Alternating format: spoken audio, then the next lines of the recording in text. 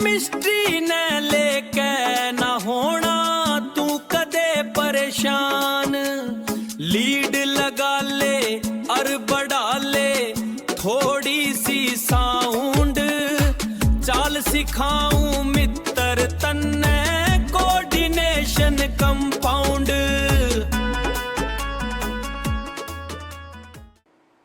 राम राम दोस्तों, क्या हाल है आप सबके? बढ़िया होंगे। चलो जी, शुरू करते हैं हमारा chapter coordination compound. Coordination compound का ये पहला लेक्चर है। और इससे पहले मैं बस आपको एक बात क्लियर कर दूं शुरू से ही कि जो भी मैं लेक्चर करवाऊंगा वो स्ट्रिक्टली बेस्ड होंगे आपके बोर्ड के पैटर्न के ऊपर। अब बोर्ड कोई सा भी हो, चाहे आपका एचबीएससी हो चाहे सीबीएसई और जो भी बोर्ड होते हैं, कोई से बोर्ड के आप स्टूडेंट हो, सवाल तो देखो हर जगह सेम ही आते हैं। ये तो है नहीं वो कंसेप्ट ही बदल देगा। सारे एनसीईआरटी बेस्ड है, एनसीईआरटी के बेस्ड सवाल ही आपके बोर्ड के अंदर आते हैं। नीट हो, जेई हो, यही सवाल आएंगे, इससे अलावा कुछ नहीं होगा। और मेरा नेचर तो आपको पता ही है, क्वेश्चनों को छोड़ता मैं हूं नहीं। चाहे नीट के होंगे, चाहे जेई के होंगे, चाहे सीबीएसई के, चाहे एचबीएसई के, हर टाइप के पीवाईक्यू आपको मैं करवाऊंगा। और बोर्ड के तो खासकर, बोर्ड का तो मैंने सवाल ही नहीं छोड़ा कोई, सारे मैंने ऐड कर दिए हैं। प्रैक्टिस मतलब लेक्चर के साथ साथ आपको ये पता लग जाएगा कि काम का है भी कि नहीं, लेक्चर पीवाईक्यू हो भी रहे या नहीं। देखो, जब भी आप पढ़ो ये चीज हमेशा ध्यान रखो, आप ऐसा काम करा करो कि ना, मतलब टॉपिक पढ़ के एक बार पीवाईक्यू देख लिया करो कि इस टॉपिक से क्या पीवाईक्यू आएगी। उससे आपको पता लग जाएगा कि मैंने जो पढ़ा है इज दैट सफिशिएंट और नॉट। ठीक है, और सफिशिएंट हो तो ही आप आगे बढ़ोगे, अदरवाइज उसी को रिपीट करोगे। चलो जी, ज्यादा टाइम वेस्ट हम नहीं करते हुए डायरेक्ट स्टार्ट करते हैं हमारे कोऑर्डिनेशन कंपाउंड। अब स्टार्ट करने से पहले आपको ये भी पता होना चाहिए कि इस चैप्टर से हम कितनी वैल्यू निकाल सकते हैं, यानी इसकी वेटेज कितनी है। अगर मैं एचबीएससी की बात करूं तो ये चैप्टर आता है हमारा 7 मार्क्स का, यानी टिपिकल पूरी केमिस्ट्री में 10 चैप्टर 70 नंबर का पेपर, तो हर चैप्टर को 7-7 नंबर ही मिलते हैं। तो ये भी कितने नंबर का है? 7 नंबर का। यानी ना तो ये कोई ऐसा सब्जेक्ट है जिसे कम मार्क्स का पूछा जा रहा है, ना कोई ये ऐसा टॉप मतलब चैप्टर है जिससे ज्यादा मार्क्स का पूछा जा रहा है, तो नॉर्मली ही है। सीबीएसई में भैया, सीबीएसई में भी ये 7 मार्क्स का है, यानी कोई भेदभाव नहीं है। एक और बात देखो, जब भी आप सवाल करते हो ना, तो मत देखा करो भाई ये सवाल सीबीएसई है, एचबीएसई, ना ना ना। अपने जो बोर्ड के क्वेश्चन है वो तो आपको करने ही करने हैं। साथ साथ अगर आप सीबीएसई के तो एचबीएसई के करो, नीट के भी करो, कुछ जेई के मैं सुजेस्ट नहीं करता कि सारे करो, लेकिन नीट के कर सकते हो। सीबीएसई के हो तो एचबीएसई के भी करना, नीट के भी करना, थोड़े बहुत जेई के भी करना। ठीक है, वही मैं आपको करवाऊंगा। मतलब सवालों में आपने भेदभाव नहीं करना है, पक्का? चलो जी, और इस चैप्टर को बिल्कुल इस तरीके से समझा दूंगा कि मतलब चाहे आपका नेक्स्ट डे ही पेपर ले लो, पूरे नंबर आएंगे, गारंटी है। इस पढ़ाई हुए से बाहर अगर एक सिंगल सवाल भी आ जाए, आके कमेंट में घर आके जैसा भी आपका मन करे, जो आपका मन करे करके चलेगा ना, मतलब गाड़ी दे के ही घर में था ना, पीठ वापिस धर दूंगा मैं। चलो जी, तो शुरू करते हैं बिल्कुल बेसिक से। मतलब मैं मान रहा हूँ आपको कुछ नहीं आता, थोड़ा बहुत आइडिया होगा, बस इस तरीके से करवाऊंगा। सबसे पहले शुरू करते हैं हमारी पुरानी कहानी। 10th क्लास से हमने शुरू की थी ये कौन सी कहानी? वो कहानी थी बॉन्ड फॉर्मेशन की, यानी अलग अलग एटम्स के बीच, आयंस के बीच जो बॉन्ड बनता है, वो बॉन्ड कितने तरीके से बन सकता है। तो बताओ कितने तरीके से हमने सीखा है? वो सीखा है 3 तरीके से। कौन कौन सा बॉन्ड था? एक आपने सुना होगा कोवालेंट बॉन्ड, एक आपने सुना होगा आयोनिक बॉन्ड, और एक आपने सुना होगा कोऑर्डिनेशन बॉन्ड, है ना? ये 3 ही सुने होंगे। अब जो कोवलेंट बॉन्ड है आपका, क्या होता है भाई कोवलेंट बॉन्ड? बता दो, याद है कुछ? कोवलेंट बॉन्ड क्या था? कोवलेंट बॉन्ड ऐसा बॉन्ड था जहां पे शेयरिंग ऑफ इलेक्ट्रॉन, यानी एक इलेक्ट्रॉन तेरा, एक इलेक्ट्रॉन मेरा, हम दोनों मिलके आपस में बॉन्ड बना लेते हैं ताकि वो इलेक्ट्रॉन तेरे ऑक्टेट में भी काम आए और वो इलेक्ट्रॉन मेरे ऑक्टेट में भी काम आए। आयनिक में क्या होता था? आयनिक में होता था कि भाई देख, बॉन्ड तेरे को इलेक्ट्रॉन चाहिए, मेरे पास इलेक्ट्रॉन ज्यादा, तो मैं आपको एज ए फ्रेंडशिप गिफ्ट उसको उधार दे दूं। ठीक है, उसे क्या होगा, मेरे पास भी लिमिटेड रिसोर्स हो गए, आपके पास भी लिमिटेड रिसोर्स हो गए, यानी दोनों का बैलेंस बन गया। ठीक है, तो आयनिक बॉन्ड के अंदर क्या होता है, ट्रांसफर ऑफ इलेक्ट्रॉन, यानी इलेक्ट्रॉन एक स्पीसीज से दूसरी स्पीसीज में ट्रांसफर हो गए। कोऑर्डिनेशन क्या था, कोऑर्डिनेशन एक प्रकार से कोवलेंट बॉन्ड ही है, यानी यहां भी क्या होगी, इलेक्ट्रॉन की शेयरिंग। बस फर्क क्या है, कोवलेंट में एक इलेक्ट्रॉन की शेयरिंग होती है और यहाँ पे पेयर की, यानी दो इलेक्ट्रॉन की शेयरिंग होती है। तो ये क्या हो जाएगा, sharing of pair of electron, यानी आप एक साथ दोनों के दोनों इलेक्ट्रॉन शेयर करोगे।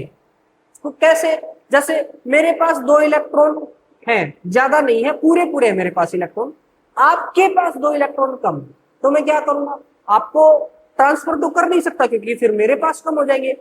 आपको मैं एक इलेक्ट्रॉन भी शेयर नहीं कर सकता क्योंकि आपको जरूरत दो की है, उसके बदले में फिर आपको देना पड़ेगा। शेयरिंग का मतलब जितना मैं दूंगा उतना ही आप वापस दोगे। तो कोऑर्डिनेशन में क्या करते हैं कि मैं दोनों अपने इलेक्ट्रॉन शेयरिंग कर लूंगा कि भाई तू भी अपना काम चला, मैं भी अपना काम चला लेता हूँ, ठीक है, अच्छी दोस्ती। तो वो क्या हो जाएगा आपका कोऑर्डिनेशन बॉन्ड। ठीक है जी, चलो कोवलेंट बॉन्ड किस किस के बीच बनता है थोड़ा सा बताओ। कोवलेंट बॉन्ड जनरली बनता है non metal plus non metal के बीच। ठीक है, कोवलेंट बॉन्ड बनेगा नॉन मेटल और नॉन मेटल के बीच। आयनिक बॉन्ड किस में बनेगा, मेटल प्लस नॉन मेटल के बीच। ठीक है, और कोऑर्डिनेशन बॉन्ड में ऐसा कुछ नहीं है। कोऑर्डिनेशन बॉन्ड में क्या है मेटल प्लस नॉन मेटल भी बन सकता है और non metal plus non metal भी बन सकता है। यह आपको दिखा होगा, अब दिख जाएगा। ठीक है, तो वो हो जाएगा हमारा कोऑर्डिनेशन बॉन्ड। सबके एग्जांपल बता दूं, जैसे कोवलेंट के अगर आप देखो, अगर मैं कोवलेंट क्या लिख दिया ये, अगर मैं कोवलेंट बॉन्ड के आपको एग्जांपल बताऊं, नॉन मेटल के आपस में कंपाउंड बता दो, जैसे हमारा प्यारा water, oxygen, nitrogen, methane, ammonia, ये सारे के सारे किसके एग्जाम्पल है, ये सारे के सारे एग्जाम्पल है कोवलेंट बॉन्ड। जैसे H2O कैसे, ये हमारा ऑक्सीजन है, ऑक्सीजन के पास 6 इलेक्ट्रॉन होते हैं, 1 2 3 4 5 6। इसके पास एक H आया, H बोला मेरे पास एक इलेक्ट्रॉन है, तेरे पास भी एक इलेक्ट्रॉन है, क्यों ना हम दोनों आपस में उन इलेक्ट्रॉन को शेयर कर ले, तो वो इस तरीके से आ गया। ऐसे ही दूसरा H आया, उसने भी सेम बात बोली और इलेक्ट्रॉन को शेयर कर लिया। अब देखो H के पास कितने इलेक्ट्रॉन टोटल, 2, इस H के पास टोटल इलेक्ट्रॉन कितने, 2, और इस O के पास टोटल इलेक्ट्रॉन कितने, 2। ठीक है, तो इस तरीके से H2O कंपाउंड आपका बन गया। कोई डाउट? ठीक है, शेयरिंग ऑफ इलेक्ट्रॉन की, शेयरिंग का मतलब अगर तू एक इलेक्ट्रॉन देगा तो बदले में मैं एक इलेक्ट्रॉन दूंगा, अगर तू 2 इलेक्ट्रॉन देगा तो मैं बदले में 2 इलेक्ट्रॉन दूंगा। फॉर एग्जाम्पल O2 में है, ये O था, O के पास 6 इलेक्ट्रॉन थे, दूसरा O इसके पास आया, बोला कि भाई मेरे पास 2 इलेक्ट्रॉन की कमी है, तेरे पास 2 इलेक्ट्रॉन की कमी है, तो क्यों ना इन 2 इलेक्ट्रॉन को आपस में शेयर कर लिया जाए। ठीक है, इनको थोड़ा सा वो करते हैं, एक सेकेंड, अरे भाई ये तू चला जा, ये यहाँ क्यों आ रहा है,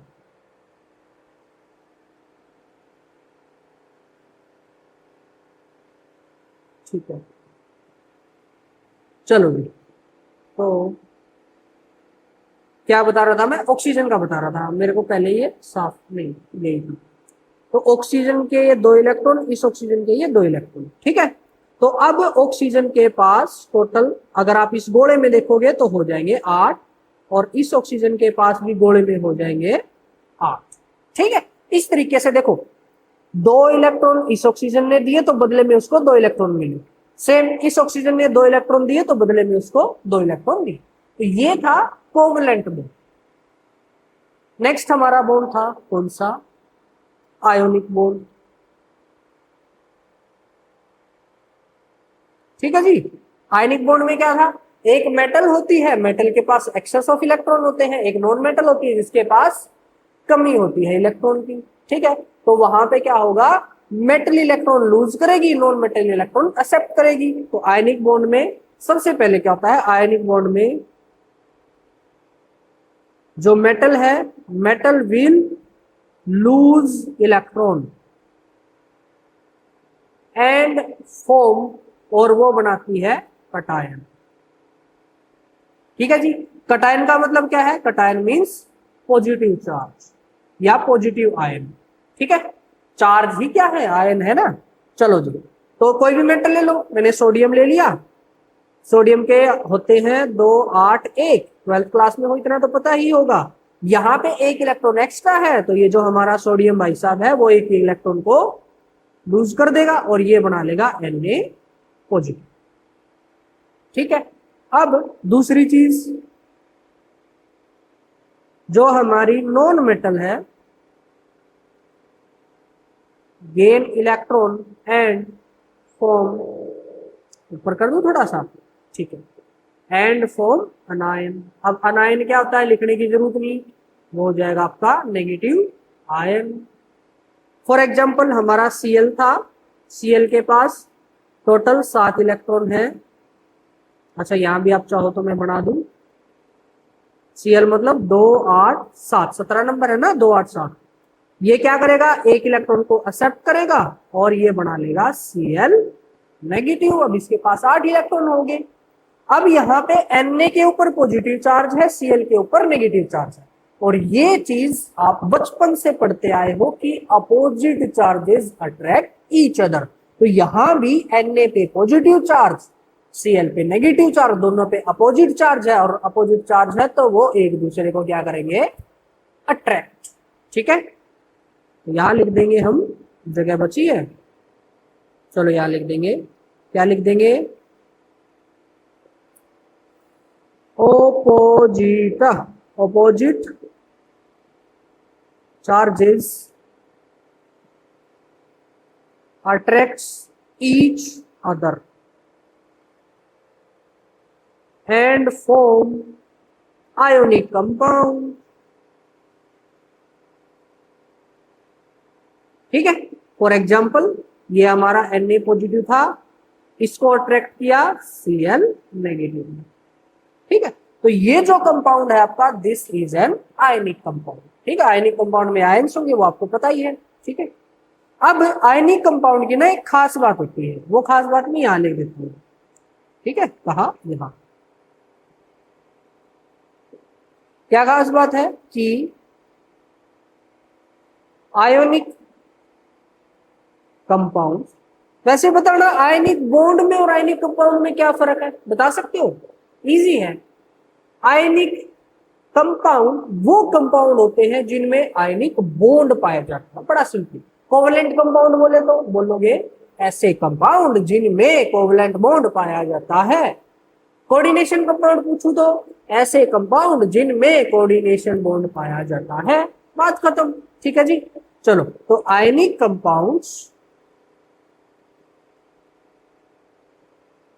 ब्रेक या फिर dissociates in ions in aqueous solution. Aqueous solution क्या होता है, अगर उनको पानी में डाल दे तो वो आयन एक दूसरे से अलग हो जाएंगे, क्योंकि देखो पॉजिटिव और नेगेटिव चार्ज की वजह से वो एक साथ है। अब जैसे ही आपने पानी डाला, पानी इनके बीच में ऐसे घुस जाएगा और इन दोनों आयन को अलग अलग कर लेगा। क्योंकि आप सोचो, नमक में पानी घोल रहे हो, पानी में नमक घोल रहे हो, तो क्या होगा, पानी बहुत सारा होगा, नमक थोड़ा सा होगा, है ना। तो पानी ज्यादा है तो पानी के मोलिक्यूल ज्यादा होंगे, नमक के मोलिक्यूल कम होंगे, तो नमक के मोलिक्यूल के बीच में ऐसे वो घुस जाएगा। अब अगर ऐसे घुस जाएगा तो वो एक दूसरे से दूर दूर हो जाएंगे, यानी वो डिसोसिएट्स हो जाएंगे किसके अंदर, एक्वस सॉल्यूशन के अंदर। आई बात समझ? ठीक है जी, चलो अब थर्ड हमारे पास बच गया, उसके लिए जगह थोड़ी सी ही बची है, कोई बात नहीं, इनको थोड़ा थोड़ा मैं शिफ्ट कर दूं अगर आपको हो तो। क्या है कि थोड़ा थोड़ा अगर शिफ्ट हो जाएंगे तो हमारे लिए इजी हो जाएगा। या अपोजिट चार्जेस वाली लाइन को हम एक ही लाइन में लिख देंगे, क्या दिक्कत है? जैसे ठीक है। अब नेक्स्ट हमारे पास आते हैं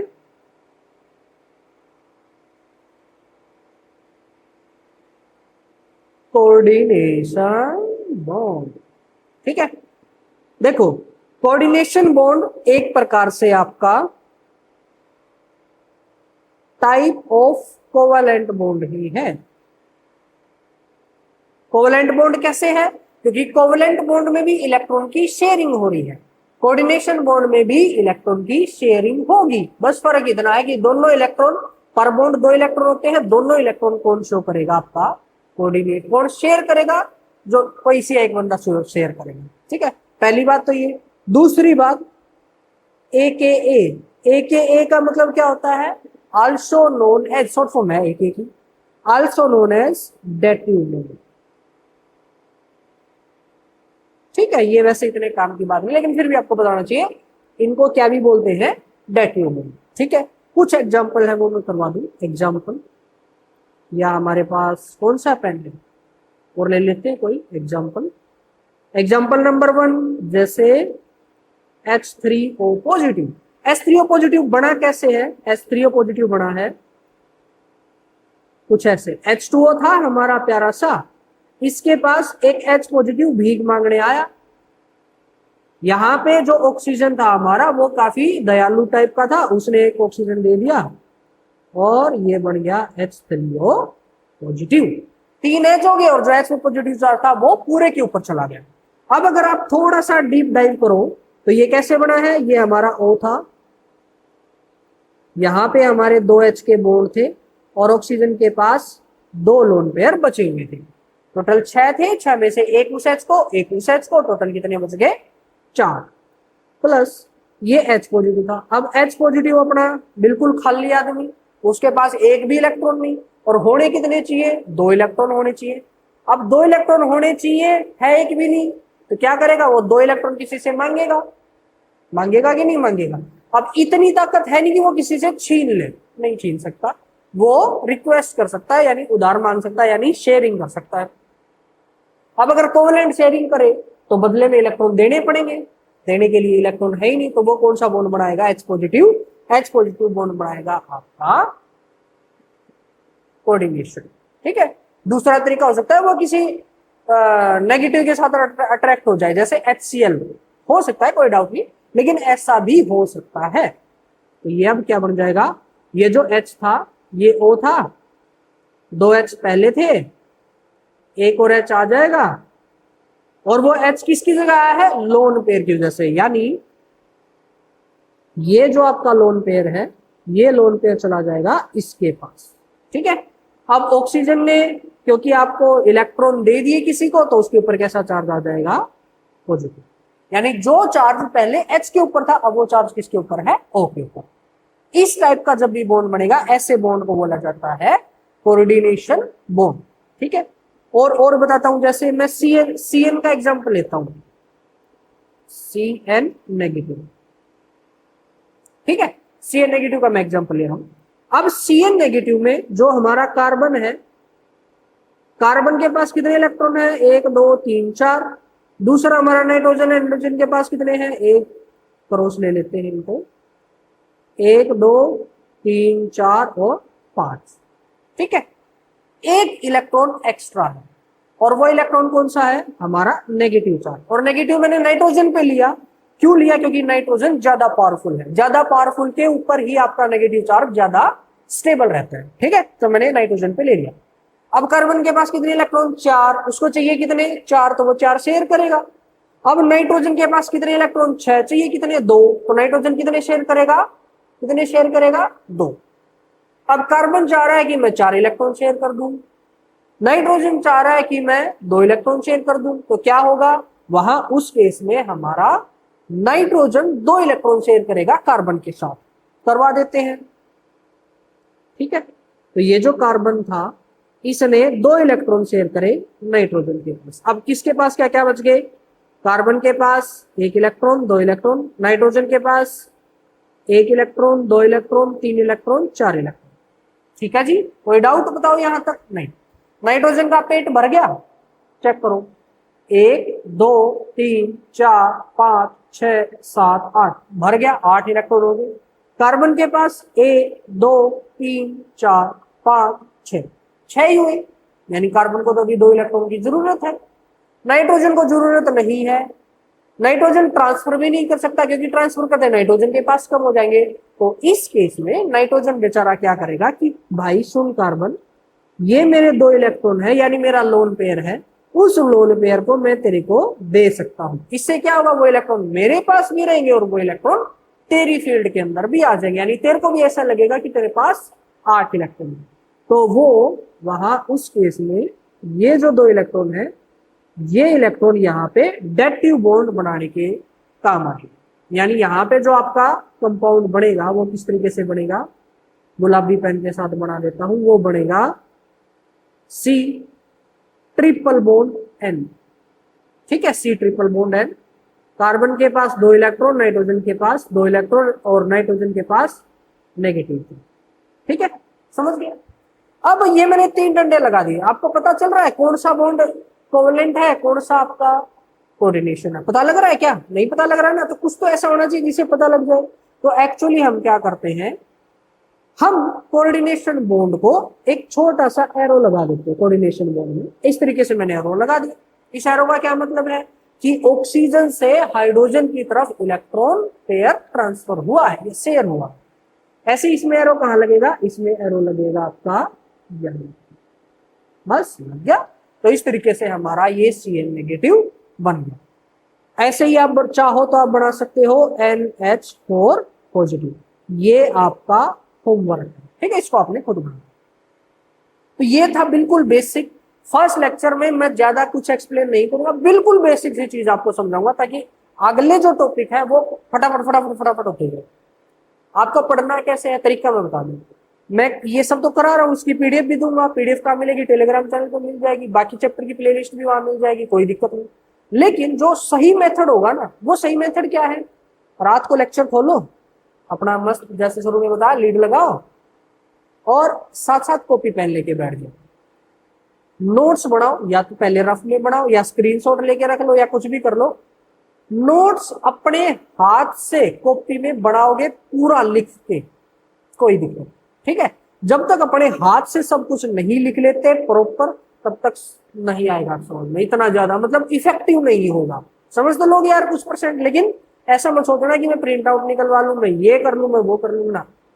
कॉपी में प्रॉपर नोट्स बनाओगे तब आपके वो अच्छे काम आएंगे, यानी पूरे नंबर आप ले पाओगे, ठीक है ना। तो साथ साथ जो भी मैं ये लिख रहा हूँ इससे बाहर कुछ नहीं है, इसके अलावा है भी नहीं कुछ, समझ गए। मैं सब कुछ मतलब 10 किताबें पढ़ के तब ये नोट्स बना के सारे पेपर एनालाइज करके सब कुछ करके तब मैं आपको पढ़ा रहा हूँ, ठीक है। इसलिए इस चैप्टर में थोड़ा सा मैं लेट भी हो गया, खैर कोई नहीं, अब ये बन गया है, हम रेगुलर आपके आते जाएंगे। चलो जी, अब शुरू करते हैं हमारा मतलब एक्चुअल जो चैप्टर जहां से शुरू है ना, वो यहां से शुरू है। अब से पहले तो क्या बात थी, सारी बेसिक बात थी, अब चैप्टर आपका यहां से शुरू। शुरुआत करते हैं साल्ट एंड इट्स टाइप्स, ठीक है, साल्ट और इसके टाइप। तो सबसे पहले तो आप क्या करोगे, साल्ट को डिफाइन करोगे कि साल्ट एक्चुअल में होता क्या है। तो salt is an ionic compound, salt एक प्रकार का आयनिक कंपाउंड है, ठीक है। That has an cation, ionic compound मतलब जिसमें पॉजिटिव और नेगेटिव चार्ज होंगे, तो उसके अंदर पॉजिटिव चार्ज होगा, लेकिन वो पॉजिटिव चार्ज H पॉजिटिव नहीं होना चाहिए, यानी H पॉजिटिव होया तो वो कुछ और बन जाएगा। वो क्या बन जाएगा थोड़ी देर बाद बताता हूँ। एंड अनायन यानी नेगेटिव चार्ज हो अदर देन OH नेगेटिव, ठीक है। यानी साल्ट वो आयनिक स्पीसीज है जिसमें H पॉजिटिव और OH नेगेटिव नहीं आती, समझ गए। साल्ट वो आयनिक स्पीसीज है जिसमें H पॉजिटिव और OH नेगेटिव आयंस नहीं आते, उनके अलावा अगर पॉजिटिव नेगेटिव आयन आते हैं तो वो क्या कहलाएगा, साल्ट, ठीक है। क्यों नहीं आते बताऊंगा। Salt are obtained along with water, यानी साल्ट प्लस वाटर आपको मिलेगा इन द न्यूट्रलाइजेशन रिएक्शन। कौन सी रिएक्शन में, न्यूट्रलाइजेशन रिएक्शन में। और न्यूट्रलाइजेशन रिएक्शन किस के बीच होती है, एसिड एंड बेस, यानी एसिड और बेस की रिएक्शन कराओगे तो आपको मिलेगा साल्ट और वाटर। ठीक है, अब जो मैंने शुरू में बताई थी कि H पॉजिटिव और OH नेगेटिव नहीं होना चाहिए, तो देखो अगर H पॉजिटिव आ गया तो वो क्या कहलाएगा, वो कहलाएगा एसिड। जिसमें भी H positive as a cation आ जाए वो क्या कहलाता है, एसिड। और जिसमें OH नेगेटिव एज ए वो आ जाए, आयन आ जाए, वो क्या कहलाएगा, वेरी गुड, वैसे मैंने बता भी दिया, वो कहलाएगा आपका बेस। ठीक है, और जब ये ना इनके अलावा कोई पॉजिटिव नेगेटिव आ जाए तो वो क्या कहलाएगा, सॉल्ट। ठीक है जी, और कैसे प्रिपेयर होते हैं वो मैंने आपको बता दिया कि अगर आप एसिड को बेस के साथ मिला दो तो आपको मिल जाएगा साल्ट प्लस वाटर। एसिड कोई से मतलब कुछ एग्जांपल कर लेते हैं, एसिड के एग्जांपल बताओ। एसिड के एग्जांपल HCl आपने सुना होगा, H2SO4 आपने सुना होगा, HNO3 सुना होगा। तो इन सब में अगर आप ध्यान से देखोगे तो H आ रहा है ना। वही बेस के एग्जांपल बता दो जी, बेस के प्लस प्लस प्लस। बेस जैसे आपने सुना होगा NaOH, आपने सुना होगा KOH, आपने सुना होगा CaOH ट्वाइस। ठीक है, चलो ये हो गया सारी। अब इनकी रिएक्शन करवानी है, रिएक्शन करवाने से क्या होगा, वाटर बनेगा, यानी HOH को अलग कर दो तो प्लस H2O तो सब में बनेगा ही, ये तो हमें पता ही है। और दूसरी चीज जो भी बढ़ेगी वही क्या कहलाती है, आपकी साल्ट। H हटाया Cl बचा, OH हटाया Na बचा, और NaCl यहां से बन जाएगा, यहां से बनेगा K2SO4 और यहां से बनेगा CaNO3 ट्वाइस। अब ये जो मैंने कंपाउंड बनाए हैं, ये कैसे कंपाउंड बनाए हैं, ये आयनिक कंपाउंड बनाने का एक मेथड होता है, क्रॉस मल्टीप्लिकेशन। आपको वैलेंसी पता होनी चाहिए, वैलेंसी से फिर वो क्रॉस मल्टीप्लिकेशन वाला काम हो जाएगा। आते हैं ना बनाने, नहीं आते ना तो 1 घंटे की मेहनत है, आप सीख जाओगे कैसे। डिस्क्रिप्शन में जाओ, बेसिक साइंस लेक्चर नाम से प्लेलिस्ट मिलेगी, वहां पे एक स्पेशल लेक्चर मैंने इसीलिए बना रखा है ताकि मैं मतलब अगर लेक्चर में कहीं भी ये कंपाउंड बनाने आ रहे हैं बीच में तो मेरे को वो पूरे समझाना ना पड़े, टाइम वेस्ट ना हो हमारा बार बार। ठीक है, तो आप फटाफट वहां जाओ और वहां पे उस लेक्चर को देखो। कंपाउंड बनाने आगे, कंपाउंड बनाने आगे तो फिर ये टॉपिक भी समझ में आ जाएंगे। ठीक है जी, चलो अब बारी है टाइप्स ऑफ साल्ट की। वैसे तो अलग अलग तरीके से आप क्लासिफाई कर सकते हो, लेकिन इस चैप्टर में जितनी जरूरत है हम उतना ही क्लासिफाई करेंगे। और किस तरीके से करेंगे वो देखो। सबसे पहले आते हैं आपके सिंपल साल्ट, बहुत सिंपल से साल्ट। कौन से, these are the salts which contain 1 anion and 1 cation, जिनके अंदर क्या हो, एक अनायन होगा और एक कटायन होगा, यानी एक पॉजिटिव चार्ज होगा और एक नेगेटिव चार्ज होगा। ठीक है, फॉर एग्जाम्पल ये जितने ही बन रहे हैं, एक टाइप का, एक का मतलब सिंगल नहीं, सिंगल टाइप। फॉर एग्जाम्पल के पॉजिटिव, वो बेशक 2 3 4 5 कितने हो, बस के पॉजिटिव होना चाहिए। ठीक है, जैसे NaCl है, NaCl में कौन कौन है, Na पॉजिटिव, Cl नेगेटिव। ठीक है, प्लस भी लगा देते हैं यहाँ पे। आपका KOH है, KOH नहीं, K2SO4 है मान लिया, तो उसके अंदर क्या क्या है, 2K positive plus SO4 2 negative. ठीक है, और मान लिया आपके पास है MgCl2 या MgBr2, तो इसके अंदर कौन कौन से हैं, Mg2 positive plus 2Br negative. ठीक है, और मान लिया हमारे पास है CaNO3 ट्वाइस, तो इसके अंदर क्या हो जाएगा, Ca2 positive plus NO3 negative, और वो कितने हैं, 2। तो अगर आप इसमें देखोगे तो एक टाइप के ही अनायन है, सॉरी कटायन है, और एक टाइप के ही अनायन है। एक टाइप के कटायन, एक टाइप के अनायन, एक टाइप के कटायन, एक टाइप के अनायन, एक टाइप के कटायन, एक टाइप के अनायन, यही तो बात है। इस तरीके के साल्ट को क्या बोला जाता है, सिंपल साल्ट। नेक्स्ट है हमारे डबल साल्ट। ठीक है, अब यहाँ पे थोड़ा सा कंफ्यूजन होता है। डबल का मतलब ये नहीं कि जिसमें 2 हो ना, the salt that contain more than one हो, कितने भी हो, मोर देन वन होने चाहिए। मोर देन वन कटायन और अनायन, चाहे कटायन हो चाहे अनायन हो, मोर देन वन होने चाहिए, ठीक है, are known as double salt. Double का मतलब दो मत समझना, डबल का मतलब टू और more. Salt that contain more than one anion और कटायन, इनको क्या बोलते हैं, double salt. These are obtained by combination of two different salt, यानी दो या दो से ज्यादा साल्ट को अगर आप मिला दोगे तो आपको क्या मिल जाएगा, ये मिल जाएगा। और 10th क्लास में भी एक रिएक्शन आती थी आपकी, जहां पे मेटल ऑक्साइड को बेसिस के साथ रिएक्शन करवाते थे हम, ठीक है। और एक तरीका मैं आपको बता दूं, जहां पे हम मेटल ऑक्साइड प्लस और क्या बोलते हैं, मेटल ऑक्साइड प्लस क्या दूसरा क्या था, क्या बोला था मैं, बेस। तो इसकी रिएक्शन में भी जो साल्ट प्रोड्यूस होता है और वाटर प्रोड्यूस होता है, ये जो साल्ट है ये साल्ट आपका डबल साल्ट है। थोड़े छोटे अक्षर दिख रहे होंगे, मैं जानबूझ के छोटे लिख रहा हूं, ठीक है, या फिर इसको ना ऊपर शिफ्ट कर देते हैं हाँ बस, ठीक है। एग्जाम्पल जैसे मेटल का ऑक्साइड कुछ देखते हैं। मेटल का ऑक्साइड मैंने लिया K2O प्लस कोई बेस लिया NaOH, कंपाउंड बनेगा, यहां से बन जाएगा। यहाँ पे H2 हाइड्रोजन गैस आएगी, H2 नहीं H2 आएगा, सिर्फ H2O नहीं H2O ही आएगा। अब यहां से देखो, यहां से है OH, यहां है OH। पहली बात तो K positive, Na positive, O negative, OH negative. तो यहां से OH और यहां सॉरी यहां अगर आप 2 ले लो, नहीं ऐसा नहीं होगा, शायद कुछ और रिएक्शन है, मैं थोड़ा सा बोल रहा हूं, है तो यही। इसका कंपाउंड भी मैं आपको बता दूंगा, मेटल ऑक्साइड, और अगर एसिड होता इसकी जगह मान लिया हमारे पास HCl होता, तो H और O मिलके H2O बनाते और K और O मिलके O बनाते, ठीक है। तो इसी में है, मतलब जो रिएक्शन होगी आपकी वो आएगी आपकी NaKO और यहाँ पे H2O, कुछ इस तरीके से। तो यहाँ भी देखोगे Na positive, K positive, O negative, ठीक है। तो दो टाइप के आपके कटायन हो गए, ठीक है। तो ये किसका एग्जांपल है, डबल साल्ट,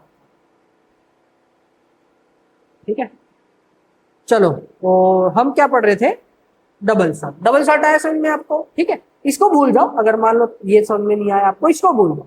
ये बस मैं थोड़ी सी 10वीं क्लास की याद आपकी ताजा करूंगा, भूल जाओ इसको भूल जाओ, इसको भूल जाओ, ठीक है। चलो अब डबल साल्ट आपका पेपर में आता है, मैं आपको क्वेश्चन भी दिखाऊंगा PYQ, वहां पे आता है what are double salt. Simple salt की डेफिनेशन सिलेबस में नहीं आती, मतलब है नहीं, पता होना चाहिए आपको। डबल साल्ट क्योंकि सिंपल साल्ट से अलग है तो उसकी डेफिनेशन पेपर में है, ठीक है, वो आपसे पूछा जाएगा। तो डबल साल्ट की डेफिनेशन इंपॉर्टेंट है, और दो एग्जाम्पल, ये स्पेशल टाइप के एग्जाम्पल है, ये दो एग्जाम्पल आपको आनी चाहिए, ठीक है। कौन कौन से दो एग्जाम्पल, सबसे पहला है मोर साल्ट, ये आपका प्रैक्टिकल भी है, 12वीं क्लास में हो, प्रैक्टिकल तो करने पड़ेंगे और प्रैक्टिकल आपके हैं। तो मोर साल्ट का प्रैक्टिकल है, पोटास अल्म का भी प्रैक्टिकल है, ठीक है। तो मोर साल्ट देखो क्या होता है, मोर साल्ट का फॉर्मूला आपको ध्यान रखना पड़ेगा। फॉर्मूला है FeSO4 dot NH4 twice SO4 dot 6H2, ठीक है। तो ये फॉर्मूला है आपका इसका Mohr salt. Mohr salt is a combination of FeSO4 यानी कौन हो जाएगा, iron sulphate, this is iron sulphate, and NH4SO4 ये क्या है आपका, दिस इज अमोनियम सल्फेट, ठीक है। तो इन दो साल्ट का मिक्सचर है मोर साल्ट, यही बात तो यहाँ लिख रखी थी, they are obtained by combining two और मोर या टू डिफरेंट सॉल्ट। तो दो सॉल्ट को हमने मिला दिया, दो सॉल्ट को मिलाने से ये बना। अब ये H2O क्या है, H2O यहाँ पे बाइंडर का काम कर रहा है, यानी इन दोनों को जोड़े रखता है। ये एक्चुअल में कंपाउंड में नहीं है, यानी इसको गर्म करोगे पानी उठ जाएगा, इस चीज को गर्म करोगे तो पानी उठ जाएगा, सिर्फ ये बचेगा। जैसे आपका CuSO4 लैब में आपने देखा होगा, वो ब्लू कलर का, वो ब्लू कलर का है पानी की वजह से। अगर उसको गर्म कर दो ना, वो लिक्विड बन जाएगा और उसका कोई कलर नहीं होगा। ठीक है, तो वो जो H2O है, मतलब वहां भी H2O आता है, वो H2O उस कलर की वजह से आएगा। चलो जी, एक तो ये हो गया। दूसरा आपने याद करना है पोटास अल्म। पोटास अल्म क्या है, दिस इज फिटकरी। फिटकरी सुना है, घरों में तो यूज होती है फिटकरी। कहाँ कहाँ यूज होती है फिटकरी? अरे भाई रुक जाओ, फिटकरी बताओ, सुना है अपनी नाम फिटकरी? लड़कों ने देखा होगा, वो जस्ट शेविंग के बाद एक आइस के जैसा एक सॉलिड सा होता है, वैसे रगड़ते हैं। आपका कहीं पे कट लग जाए, खून को रोकना है, तो वो फिटकरी लगाते हैं। फिटकरी को मुंह पे भी, मतलब साबुन की तरह यूज कर सकते हो, मुंह पे किल मुहासे ये सब दूर करने के लिए यूज कर सकते हो। तो वो आपका एज ए एंटी, क्या बोलते हैं उसको, कीटाणुरोधक, कुछ इस तरीके से वो काम करता है। पोटास अल्म फिटकरी, उसका इंग्लिश में नाम है पोटास अल्म। इसका फॉर्मूला है आपका, फॉर्मूला है इसका KAlSO4 ट्वाइस डॉट 10H2O। ठीक है, वही फिर से H2O क्या काम करता है, उसको बांधे रखता है इन दोनों आयंस। तो यहाँ पे कौन कौन है, K है, Al है और SO4। यहाँ कौन कौन था, Fe था, SO4 था, NH4 था, SO4 था। ठीक है, तो जब भी दो या दो से ज्यादा आपके आयंस आ जाए, चाहे पॉजिटिव चाहे नेगेटिव या दोनों, कोई सा भी, ऐसे साल्ट को बोला जाता है डबल साल्ट। और दो आपने याद रखने पक्के, कौन कौन से, मोर साल्ट और पोटास। डायरेक्ट पेपर में आता है, जब आपका वाइवा लेने आएंगे, वो प्रैक्टिकल लेने आएंगे, तब आपसे पूछ सकते हैं what is the formula of more salt. Mohr salt बताओ किस किस से मिलकर बनाता है, आयरन सल्फेट से, अमोनियम सल्फेट से। पोटासियम किस किस से बनता है, पोटेशियम सल्फेट, एल्यूमिनियम सल्फेट से। किस किस से, पोटेशियम सल्फेट, एल्यूमिनियम सल्फेट। ठीक है, अब इसके बारे में एक खास बात है, क्योंकि साल्ट है तो they dissociate completely in the individual ion in aqueous solution. ये यानी ये आयंस के अंदर टूट जाएंगे। ठीक है, इंडिविजुअली, इंडिविजुअली वर्ड है, यानी जितने भी आयंस है सारे टूट जाएंगे। ठीक है, एक दो वर्ड हम यूज करेंगे आयंस के बारे में, टूटने के बारे में। एक तो है इंडिविजुअल और एक है कंप्लीट। कंप्लीट का मतलब है आपने 100 आयन लिए, 100 आयन को पानी में डाल दिया, तो 100 के 100 आयन टूट गए, यानी काउंटिंग कर रहे हैं वहां पे कि कितने आयन टूट गए। दूसरा मैं बोल रहा हूं इंडिविजुअली डिसोसिएट हो गए। इंडिविजुअली का मतलब समझाता हूं आपको। जैसे हमारा था FeSO4 dot NH4 twice SO4 dot 6H2। ये डॉट का मतलब गुणा नहीं होता, डॉट का मतलब बॉन्ड नहीं होता। डॉट का मतलब सिंपली वो आपस में जुड़े हुए हैं। ठीक है, समझ गए, बॉन्ड नहीं होता वो एक्चुअल में आपस में बस जुड़े होते हैं। तो जब इसको हम एक्वस सॉल्यूशन के अंदर डालेंगे, एक्वस सॉल्यूशन में, तो ये आयंस के अंदर डिसोसिएट हो जाएगा। कैसे, FeSO4 कैसे टूटेगा, FeSO4 टूट जाएगा Fe2 positive plus SO4 negative, simple. ठीक है, थोड़ा सा ऊपर कर देता हूं। दूसरा जो NH4 ट्वाइस SO4 है, वो किस किसके अंदर टूट जाएगा, NH4 पॉजिटिव, और वो कितने हैं, 2 प्लस SO4 ट्वाइस। ठीक है, प्लस H2O तो रहेगा ही आपका, पानी के अंदर पानी तो पानी ही रहेगा। ठीक है, तो यहां पे जब आप देखोगे दो तरीके के पॉजिटिव चार्ज और एक तरीके का नेगेटिव चार्ज प्रेजेंट है। किस टाइप का एग्जांपल हो गया, डबल साल्ट। ठीक है, क्लियर है किस तरीके से डिसोसिएट हो जाएंगे। दूसरा जैसे मोर साल्ट हमने लिया, मोर साल्ट क्या था, sorry potash alum, KAlSO4 twice dot 10H2O।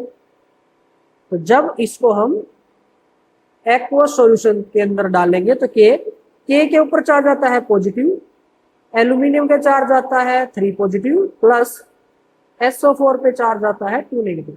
या देखो हर जगह ना चार्ज बैलेंस होना चाहिए। यहाँ 2 पॉजिटिव, यहाँ टोटल पॉजिटिव कितना होगा 4, 2 नेगेटिव 2, अरे 4 पॉजिटिव लगा दिया। अरे धन्यवाद आप सभी का, मेरे को याद दिला दी कि यहाँ पे पॉजिटिव नहीं क्या आएगा, नेगेटिव। यानी आपकी तो दुआ लगी है, मेरे को ये याद आ गया, नहीं तो मैं गलती बना देता। चलो जी, तो ये बात होगी, चार्ज बैलेंस है। ऐसे ही नीचे आप देखोगे, नीचे देखोगे तो 1 पॉजिटिव 3 पॉजिटिव, टोटल कितना पॉजिटिव 4 पॉजिटिव, और यहाँ पे 4 नेगेटिव। ठीक है, प्लस H2O तो है ही, वो तो लिखने की जरूरत नहीं होती, जब आप आयंस लिखते हो तो सिर्फ आयंस लिखा है। ठीक है, नेक्स्ट आते हैं आपके कॉम्प्लेक्स साल्ट, और कॉम्प्लेक्स साल्ट पे ही हमारा चैप्टर बेस्ड है। कॉम्प्लेक्स साल्ट क्या होते हैं? These also contain more then 1 cation and अनायन, या तो कटायन होगा या अनायन होगा, एक से ज्यादा, but they do not dissociate into individual ion, यानी ये पूरा का पूरा कंपाउंड इंडिविजुअल आयंस में नहीं टूटेगा। जैसे यहां तो टूट गया ना, सारा का सारा टूट गया, लेकिन यहाँ पे नहीं टूटेगा, सारा नहीं टूटेगा। मान लिया उसमें 4 आयन है, तो 4 में से 3 आपके टूट जाएंगे, मतलब 2 टूट जाएंगे, और उन 2 का मिलके एक सिंगल रह जाएगा। ठीक है, तो द पार्ट ऑफ कॉम्प्लेक्स, मतलब कॉम्प्लेक्स का मतलब salt, which can not dissociate, जो डिसोसिएट नहीं हुआ, बॉन्डेड विद कोऑर्डिनेशन बॉन्ड, यानी वो पक्की बात है किसके साथ बॉन्डेड होगा, कोऑर्डिनेशन बॉन्ड के, कोऑर्डिनेशन बॉन्ड के साथ। फॉर एग्जांपल जैसे मैं लिखता हूं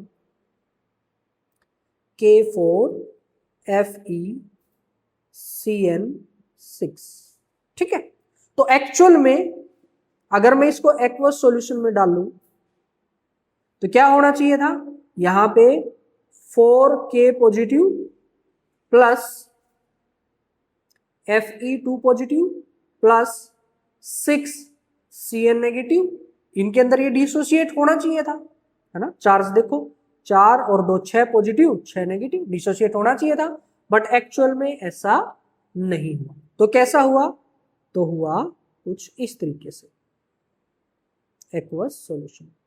यहां पे 4K पॉजिटिव तो अलग हो गया, लेकिन जो Fe और Cn थे ये दोनों आपस में जुड़े के जुड़े रह गए, यानी ये कुछ इस तरीके से बन गया FeCN6, और इस पूरे के ऊपर क्या 2 नेगेटिव चार्ज, नहीं 4 नेगेटिव, सॉरी 2 नेगेटिव नहीं, क्या जाएगा 4 नेगेटिव। ठीक है, 4 पॉजिटिव 4 नेगेटिव, चार्ज बैलेंस करना है। अब यहां इसको देख के बता सकते हो, अगर मैं इस चीज को छुपा लूं आपसे, इस चीज को छुपा लूं या छुपा लिया, तो क्या सिर्फ इस बॉक्स को देख के ये बता सकते हो कि कौन टूटेगा कौन नहीं? नहीं बता सकते, यानी आपको कुछ तो इस तरीके से दर्शाना पड़ेगा जिससे पता लग जाए कि ये चीज टूट रही है, ये चीज नहीं टूट रही। तो हम इसको कैसे शो करते हैं, इसको हम शो करते हैं इस तरीके से, जो चीज नहीं टूट रही उसको हम स्क्वायर ब्रैकेट के अंदर लिख देते हैं। ठीक है, बाकी सब ऐसे समझ गए। तो जो चीज स्क्वायर ब्रैकेट में होगी वो नहीं टूटेगी, स्क्वायर ब्रैकेट के अलावा है तो वो टूट जाएगी। एक और एग्जांपल लेते हैं, तो एग्जांपल जैसे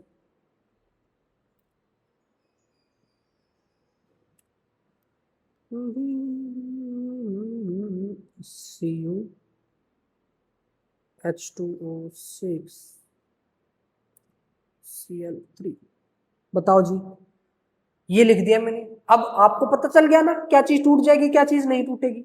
हमें पता चल गया कि ये जो चीज है ये चीज नहीं टूटेगी, स्क्वायर ब्रैकेट के अंदर नहीं टूटेगा, स्क्वायर ब्रैकेट के अलावा जो है वो टूट जाएगा। यानी इस चीज को आप कैसे लिखोगे, इस चीज को ऐसे लिखोगे CuH2O6, इसके ऊपर चार्ज कितना आएगा, जितना भी नेगेटिव चार्ज है उतना ही पॉजिटिव। तो नेगेटिव कितना आ रहा है वो हमें पता लग रहा है 3Cl नेगेटिव, 3 नेगेटिव है तो ये कितना आ जाएगा 3 पॉजिटिव। सिंपल, ठीक है। किस तरीके से टूटेंगे पता लग गया, सिंपल सा तरीका है आपका। और एग्जांपल भी हम कर सकते हैं, खैर वो सारी बातें अलग। अब सुनो, जो एक पॉइंट लिख रखा था वो क्या क्या कह रहा था, part of complex which can not dissociate bonded with coordination, यानी जो चीज नहीं टूटी वो आपस में कोऑर्डिनेशन बॉन्ड की वजह से नहीं टूटी। मतलब Fe और Cn के बीच जो बॉन्ड है जो इसको टूटने से रोक रहा है वो कौन सा बॉन्ड है, कोऑर्डिनेशन बॉन्ड।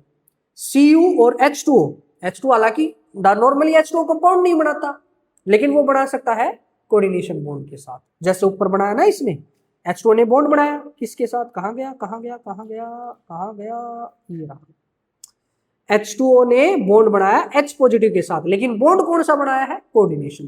तो वैसे ही यहाँ पे जो H2O है वो बॉन्ड बनाएगा कौन सा, कोऑर्डिनेशन, और इसी वजह से वो आयनिक फॉर्म के अंदर या इंडिविजुअल आयंस के अंदर नहीं टूटा। समझ गए? इस तरीके के कंपाउंड को बोला जाता है कॉम्प्लेक्स साल्ट। ठीक है, कॉम्प्लेक्स साल्ट। कॉम्प्लेक्स साल्ट में खास बात क्या होगी, वहां पे कोऑर्डिनेशन बॉन्ड पाया जाएगा। चलो जी, सवाल देखो किस तरीके से आते हैं। पहला सवाल सीबीएसई 2025 में पूछा गया था, differentiate between double salt and complex salt. इस चैप्टर का सबसे पहला सवाल यही बनता है। एक और बात, जब आप एनसीईआरटी खोलोगे तो आपको शुरू में वो वेरनर थ्योरी वगैरह ये सब मिलेंगी, उसके बाद फिर ये टॉपिक मिलेगा, लेकिन बिना ये समझे वेरनर थ्योरी नहीं समझ सकते। तो इसलिए पहले हम बेसिक्स क्लियर करेंगे, उसके बाद थ्योरीज पढ़ेंगे। एक्चुअल में 3 थ्योरी है, वो एक साथ हम कवर करेंगे, ठीक है ना। तो ऐसे घबराना मत कि मैंने वो स्किप कर दिया, स्किप नहीं किया उसको, बस शेड्यूल मतलब रीशेड्यूल किया आगे इधर उधर। चलो जी, सवाल कर लोगे। डबल साल्ट क्या होता है, कॉम्प्लेक्स कंपाउंड। कॉम्प्लेक्स कंपाउंड बोलो या कॉम्प्लेक्स बॉन्ड बोलो। कॉम्प्लेक्स बॉन्ड, कॉम्प्लेक्स कंपाउंड वही तो होंगे जिसमें कॉम्प्लेक्स बॉन्ड पाया जाता है। ठीक है, तो ये डेफिनेशन मैंने लिख दी, डेफिनेशन लिखोगे, एग्जांपल लिखोगे और ये लाइन लिखोगे। ये लाइन जो है यही इन दोनों को अलग बनाती है और कुछ नहीं, यही लाइन, क्योंकि इसमें डिसोसिएट नहीं होते। ठीक है, दूसरा सवाल है, how many ions are produced in this solution. Solution का मतलब aqueous solution. From the complex, ये कोई कॉम्प्लेक्स दे दिया, इस कॉम्प्लेक्स से कितने आयंस हमें मिलेंगे, टोटल आयंस बताने। सीबीएसई 2023 का सवाल है। तो किस तरीके से पता करेंगे, सबसे पहले तो आप कॉम्प्लेक्स लिखो। कॉम्प्लेक्स है हमारा NiNH3 6, यहां पे है ब्रैकेट बंद Cl। मेरे को बताओ, सच्ची सच्ची बताना, कसम है आपको, कैसे टूटेगा ये, अभी बताया 1 मिनट पहले कैसे टूटेगा। जो स्क्वायर ब्रैकेट है उसका कुछ नहीं बिगड़ेगा। ये स्क्वायर ब्रैकेट लगा ही हमने इसलिए रखी है ताकि हमें पता लग जाए कि ये वाली पार्ट नहीं टूटेगा। चार्ज कितना आएगा वो पीछे वाले को देख के पता कर लेंगे। प्लस Cl नेगेटिव होता है और कितने Cl है 2, तो यहां पे आ जाएगा 2 पॉजिटिव। बताओ टोटल कितने आयंस हो गए, कितने, 2 मत कर देना, मारूंगा थप्पड़। 2 नहीं, कितने हो जाएंगे, कितने, 2, फिर से 2 हो गए भाई। एक तो ये, क्योंकि इसके आगे कोफिशिएंट कितना है 1, और 2 ये, टोटल कितने हो गए 3। तो 3 है कोई ऑप्शन, ये रहा। ठीक है, तो इसका आंसर 3 आ जाएगा। सिंपल, बड़ा सिंपल सा सवाल है। टोटल आयंस हमने गिन लिए कोफिशिएंट के हिसाब से। नेक्स्ट सवाल सीबीएसई 2025-2024 यानी लगातार पूछा गया सवाल है। अब सीबीएसई के आपको ज्यादातर सवाल देखने को मिलेंगे। ऐसा क्यों है, क्योंकि सीबीएसई में एक बार में, सीबीएसई तो पूरे देश का पेपर लेती है, तो वो एक सिंगल पेपर नहीं बनाती, वो 5 या 6 तरीके के पेपर बनाती है और रीजन वाइज उनको बांट देती है कि भाई हरियाणा दिल्ली में ये सेट आ गया, आपका नून राजस्थान और एमपी में ये सेट आ गया, मुंबई में ये सेट आ गया। तो इस तरीके से होता है वो। तो आपके कौन सा सेट आएगा पता नहीं, 5-6 तरीके के सेट होते हैं, वो सारे में सवाल सेम ही होते हैं, बस थोड़ा बहुत इधर उधर, सवाल सेम ही होते हैं, सेम कंसेप्ट पर बेस्ड होते हैं। सवाल तो मैं कह रहा हूँ इससे बाहर आ गया कुछ कर लेना, मर्जी है आपकी। ठीक है, नहीं आएगा, बिल्कुल नहीं आएगा। इसलिए सीबीएसई के ज्यादा सवाल देखने को मिलेंगे, एचबीएसई के थोड़े से कम। तो सवाल है, arrange the following complex in increasing order of conductivity of their solution. अब आप ये सवाल सोच के पढ़ के क्या लग रहा है आपको, क्या लग रहा है, नहीं समझ में आ रहा है कैसे करेंगे। अरे कंडक्टिविटी पूछी, कंडक्टिविटी का इससे क्या मतलब, बताओ। कंडक्टिविटी मतलब फ्लो ऑफ चार्ज, चार्ज मतलब आयंस, यानी हमें क्या बताना है, आयंस। जितने ज्यादा आयंस उतनी ज्यादा कंडक्टिविटी। बस यही चीज आपको पता होनी थी। अगर यही पता होती, बाकी सब तो मैंने अभी आपको 2 मिनट पहले बताया है। ठीक है, तो हम क्या करेंगे, इन सभी में नंबर ऑफ आयंस निकाल लेंगे। जिसमें नंबर ऑफ आयंस ज्यादा आ गए उसकी कंडक्टिविटी ज्यादा, जिसमें नंबर ऑफ आयंस कम आए उसकी कंडक्टिविटी कम। ठीक है, तो सबसे पहले हम लिखेंगे व्हेन, प्रॉपर लिखना सीखो आप, when following compounds are dissolved या फिर added in aqueous solution, aqueous की फुल फॉर्म लिखना aqueous solution, they dissociates as, वो किस तरीके से टूट जाएंगे। सबसे पहला है हमारा Cr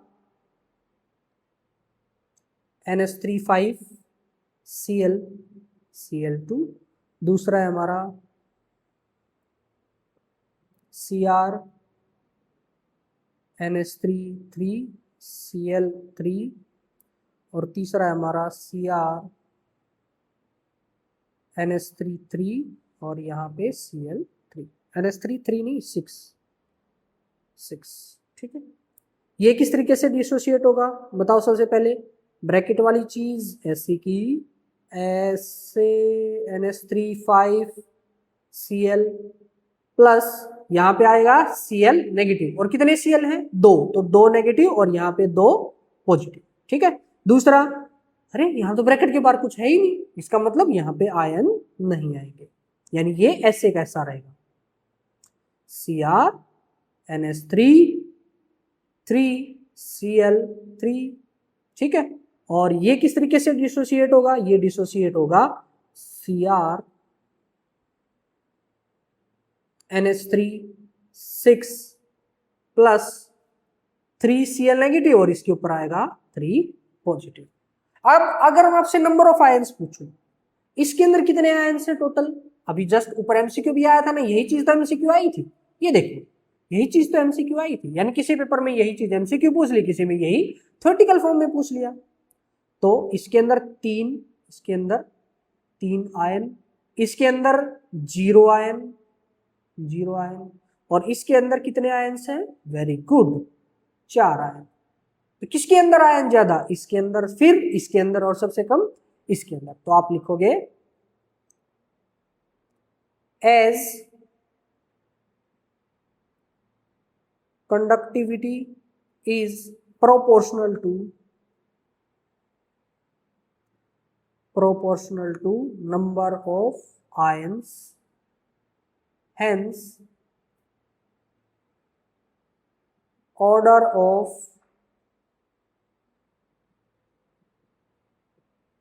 conductivity will be, order of conductivity बताओ क्या होगा, जिसमें नंबर ऑफ आयंस सबसे ज्यादा वही सबसे पहले, नंबर ऑफ आयंस किसमें ज्यादा Cr NH3 और यहाँ पे Cl, उसके बाद कंडक्टिविटी किसकी ज्यादा Cr NH3 Cl और यहाँ पे Cl2, और सबसे कम Cr NH3 Cl3। ठीक है, तो इस तरीके से इस सवाल को कर लेंगे। नेक्स्ट कितना टाइम हो गया, 50 मिनट हो गए, कोई बात नहीं। नेक्स्ट है आपका टर्मिनोलॉजी ऑफ कोऑर्डिनेशन कंपाउंड, यानी अगर कोई भी कोऑर्डिनेशन कंपाउंड मैं आपको दे दूं तो उस कोऑर्डिनेशन कंपाउंड में क्या क्या होगा वो सारी बातें हमने देखनी है। तो सबसे पहली चीज तो यही कि कोऑर्डिनेशन कंपाउंड क्या होगा या कोऑर्डिनेशन एंटिटी क्या होगी। कंपाउंड को ही दूसरा नाम इस चैप्टर में क्या देंगे हम, एंटिटी। तो मतलब जो एनसीईआरटी है उसमें तो कोऑर्डिनेशन एंटिटी ही दिया है, लेकिन वो एंटिटी क्या है, कंपाउंड ही है। ठीक है, तो एक कोऑर्डिनेशन एंटिटी कंस्टिट्यूट्स, यानी उसके अंदर पाया जाएगा क्या क्या, एक तो सेंट्रल मेटल एटम, यानी एक तो मेटल पाई जाएगी, चाहे उसका एटम पाया जाए चाहे उसका आयन पाया जाए, दोनों मिल सकते हैं, लेकिन एक क्या मिलेगी, मेटल, और bonded to fixed number of ions, यानी वो जो मेटल है उसके साथ में कुछ आयंस या फिर मोलेक्यूल्स। ठीक है, जैसे ऊपर बहुत सारे एग्जांपल हमने पढ़े, लिख भी देता हूं मैं दोबारा से। एक एग्जांपल हमने पढ़ा, मेरा फेवरेट K3FeCN6। ठीक है, एक मैंने पढ़ा, ये अभी आपके सामने लिखा, Cr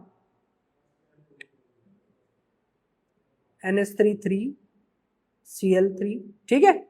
एक और लिख देता हूं अपनी मर्जी से, NiCO4, ठीक है, ये मैंने लिख दी। अब यहां पे अगर आप ध्यान से देखोगे, इन सब में तीनों में जो चीज कंफर्म है वो क्या है, एक मेटल, ब्रैकेट के अंदर, ब्रैकेट वाली चीज के अंदर ही हमारा कोऑर्डिनेशन बॉन्ड है और वही कोऑर्डिनेशन बॉन्ड कोऑर्डिनेशन कंपाउंड होगा। तो ब्रैकेट वाली चीज पे हमने फोकस करना है। इसमें सबसे पहले क्या है, एक मेटल, सबसे पहले क्या है, एक मेटल, सबसे पहले क्या है, एक मेटल, ठीक है। तो इसके अंदर क्या पाई जाएगी, एक सेंट्रल मेटल। दूसरी बात, सेंट्रल मेटल या फिर मतलब एटम हो सकता है या आयन, वो आगे जाके आपको पता चल जाएगा, ठीक है, क्योंकि यहाँ पे हो सकता है इसके ऊपर चार्ज आए, हो सकता है इसके ऊपर चार्ज ना आए। जैसे इसमें चार्ज आएगा, इसमें आएगा, इसमें नहीं आएगा, ये आगे जाके आप देखोगे। Bonded to a fixed number of ions, यानी ये बॉन्ड की जाएगी किसके साथ, आयंस के साथ या मोलिक्यूल। जैसे Cn नेगेटिव, वो क्या है, एक आयन है। NH3 वो क्या है, एक मोलिक्यूल है। Cl नेगेटिव वो क्या है, Cl हमेशा जब भी कंपाउंड फॉर्म में आएगा तो वो Cl नेगेटिव होगा, वो क्या है, एक मतलब आयन हो गया। अगर मैं लिख दूं कहीं पे H2 आ जाए, जैसे ऊपर वालों में कहीं तो H2 आया था ना, कहीं कहीं तो H2, ये रहा, कहाँ रहा, झूठ बोल रहा हूं, ये रहा H2 आया, तो ये H2O क्या है, मोलिक्यूल, यानी वो आयंस भी हो सकते हैं, वो मोलिक्यूल्स भी हो सकते हैं। तो ये दो चीज उसके अंदर पाई जाएंगे, ठीक है। लिख देता हूं मैं, this is central metal and this is ion, ठीक है। This is central metal and this is molecule, molecule and this is ion, मतलब दोनों भी हो सकते हैं, कॉम्बिनेशन ऑफ बोथ भी हो सकता है। लेकिन सेंट्रल मेटल कितनी मिलेगी, एक। आयंस कितने भी हो सकते हैं या मॉलिक्यूल्स कितने भी हो सकते हैं। चलो जी, अब ना इन एक एक मतलब एक एक करके इनको देखेंगे कि कौन क्या है। सबसे पहली बारी आती है आपकी सेंट्रल मेटल की। सेंट्रल मेटल, अब वो सेंट्रल मेटल आयन की फॉर्म में भी हो सकता है, मतलब एटम की फॉर्म में भी हो सकता है, और आयन की, यानी उसके ऊपर चार्ज भी आ सकता है, उसके ऊपर चार्ज नहीं भी आ सकता। चार्ज आएगा तो वो आयन कहलाएगा, चार्ज नहीं आएगा तो वो एटम कहलाएगा, जस्ट सिंपल। तो इन ए कोऑर्डिनेशन एंटिटी या कोऑर्डिनेशन कंपाउंड, द एटम और ion to which a fix number of ion और group are bound in a definite geometrical arrangement around it, NCERT की डेफिनेशन है ये, is called central atom और ion. या फिर ऊपर वाली डेफिनेशन से आप पढ़ सकते हो क्या, in any coordination entity the species to which, यानी ऐसी चीज जिसके साथ at fix number of ions और molecule are bonded through coordination bond, coordination bond होगा वहां पे, ठीक है। तो यहां पे एक चीज मिसिंग है, वो लिख देता हूं,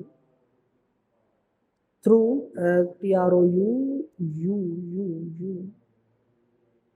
थ्रू कोऑर्डिनेशन बॉन्ड, ठीक है। कोऑर्डिनेशन बॉन्ड होगा तभी तो वो क्या कहलाएगी, कोऑर्डिनेशन कंपाउंड, ठीक है। तो यहां भी वही चीज बोल रखी कि कोऑर्डिनेशन एंटिटी, किसी भी कोऑर्डिनेशन एंटिटी में कोई भी एटम हो या आयन हो, वो दोनों हो सकता है। टू विच, जिसके साथ फिक्स नंबर ऑफ आयन या ग्रुप, यानी आयन और molecule are bound in definite geometrical arrangement, और हर मोलिक्यूल की अपनी ज्योमेट्री तो है ही यार, अराउंड इट मतलब उसके चारों तरफ जुड़े हुए हैं, is called central metal. For example, ऊपर हम वैसे बता भी चुके हैं, फिर भी एक बार और लिख दूं मैं, जैसे FeCN6। अच्छा देखो, या तो आप इस तरीके से लिख दो इसको, या इसी चीज को लिखने का दूसरा तरीका एक और हो सकता है। किस तरीके से, के को हटा दो, के का इतना ज्यादा काम नहीं है, हमारा काम है सिर्फ ब्रैकेट वाली चीज का, क्योंकि कोऑर्डिनेशन बॉन्ड किस में, कोऑर्डिनेशन बॉन्ड तो ब्रैकेट वाली चीज में है, तो सिर्फ ब्रैकेट को लिख सकते हो आप लिख सकते हो FeCN6। अब K3 को आपने हटाया, K3 को हटाया तो उसके ऊपर चार्ज आएगा, क्योंकि K के ऊपर अपना खुद का पॉजिटिव चार्ज है, तो यहां पे आ जाएगा 3 नेगेटिव। यानी सेम चीज को इस तरीके से लिखा जा सकता है। तो जैसे यहां भी हमने लिखा, इसी चीज को अगर आपने कोऑर्डिनेशन कंपाउंड ही पढ़ना है सिर्फ, तो आप सिर्फ इतना भी पढ़ लोगे तो भी कोई दिक्कत नहीं।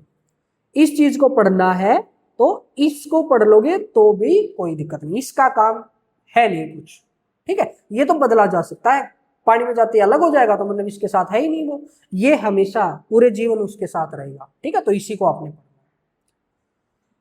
ठीक है। तो ये था हमारा 3 नेगेटिव। तो इसमें ये जो चीज है, ये जो चीज है बिल्कुल शुरू में ही ब्रैकेट के जस्ट बाद, वो क्या है आपकी सेंट्रल मेटल, ठीक है। और यहां पे बाद में पता चलेगा आपको कि इसके ऊपर चार्ज भी आएगा, तो चार्ज आएगा तो ये क्या है आयन, ठीक है। और मैं लिखता हूं, और मैंने लिख दिया जैसे NiCO4, ये भी स्पेशल कंपाउंड है, ये भी आपको आगे जाके समझना। ये जो Ni है, ये Ni ही क्या है, दिस इज सेंट्रल मेटल, यहां पे ये एटम है, ठीक है। आपने इतना ज्यादा वैसे अभी फोकस नहीं करना, आगे जाके तो करोगे कि कौन आयन होगा कौन एटम होगा, आराम से समझ में आ जाएगा, अगला ही मतलब नेक्स्ट लेक्चर में कराऊंगा, लेकिन अगला ही टॉपिक होगा। चलो जी, अब देखो कुछ इंपोर्टेंट बात इसके बारे में। Central metal ion act as electron pair acceptor, इस पे फोकस करना।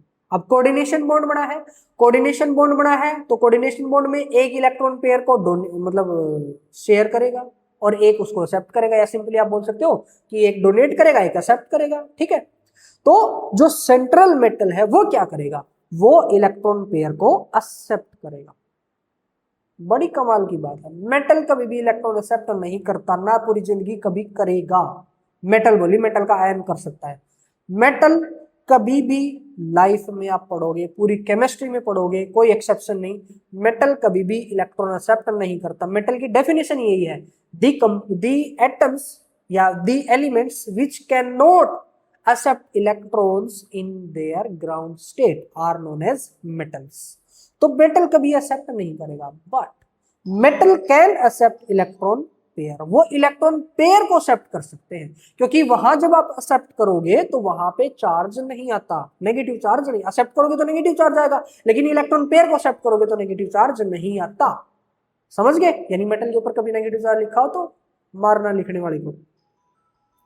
खैर ये तो वैसी बात होगी। तो जो सेंट्रल मेटल है वो इलेक्ट्रॉन पेयर को क्या करेगा, एक्सेप्ट करेगा, और जो लोन पेयर को एक्सेप्ट करता है उसको बोला जाता है लुईस एसिड। ये आपने 11th क्लास में पढ़ा होगा। लुईस एसिड क्या होते हैं, Lewis acid are the species which can accept the electron pair, जो इलेक्ट्रॉन पेयर को एक्सेप्ट करे उनको बोला जाता है लुईस एसिड, ठीक है। अब और क्या बात है, जैसे अब जितने भी कंपाउंड पढ़े, यहाँ पे कौन सी मेटल यूज कर रहे हैं आप देखोगे ध्यान से, हम जनरली डी ब्लॉक की मेटल्स यूज कर रहे हैं, जनरली, हमेशा नहीं। तो transition metals form large number of complex compound. Transition metal कौन सी, transition metal means d block. तो आपके जो डी ब्लॉक वाली मेटल्स हैं, वो डी ब्लॉक वाली मेटल्स ज्यादातर कॉम्प्लेक्स कंपाउंड बनाती है। क्यों बनाती है, उसका रीजन है। रीजन क्या है, this is due to comparatively smaller size. पहली बात तो स्मॉलर साइज है, स्मॉलर साइज होने से क्या होगा, इलेक्ट्रॉन पेयर को एक्सेप्ट करना इजी रहेगा। हाई आयनिक चार्ज इन पे आ जाए, मतलब अब सोचो इनके ऊपर पॉजिटिव चार्ज आ जाए किसी मेटल पे, तो वो नेगेटिव को अट्रैक्ट करेगी, इलेक्ट्रॉन को अट्रैक्ट करेगी ना, कर सकती है, ठीक है। तो इनके ऊपर चार्ज आता है, मेटल के ऊपर तो चार्ज आता है, पॉजिटिव चार्ज आएगा तो वो इलेक्ट्रॉन पेयर को अपनी तरफ अट्रैक्ट करेगी। एंड द अवेलेबिलिटी ऑफ, ये सबसे इंपॉर्टेंट है, वैकेंट डी ऑर्बिटल।